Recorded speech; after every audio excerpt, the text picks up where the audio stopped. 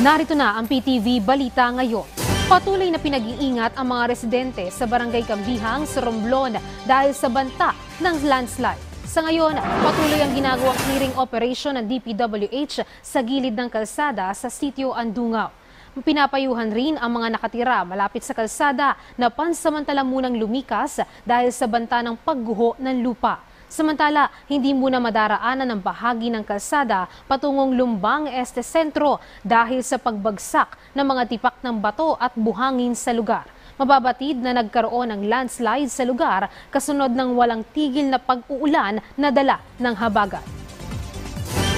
Tiniyak ng pamahalaan ang patuloy na pagpapatrolya sa Escoda Shoal.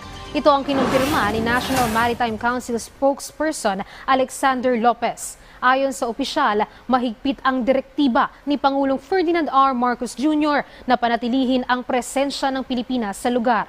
Matatanda ang bumalik sa Palawan ng BRP Magbanwa dahil sa masamang panahon at nauubos na supply dahil sa pangaharang ng mga barko ng China. Kaugnay nito, nanindigan din ng Philippine Coast Guard na patuloy nitong poprotektahan ang teritoryo ng Pilipinas.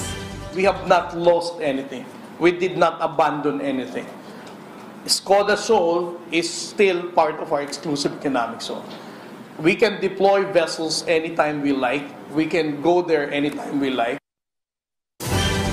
At yan ang mga balita sa oras na ito. Para sa ibang updates, i-follow at ilike kami sa aming social media sites sa @PTVPH. Ako si Luisa Erispe para sa Pambansang TV sa Bagong Pilipinas.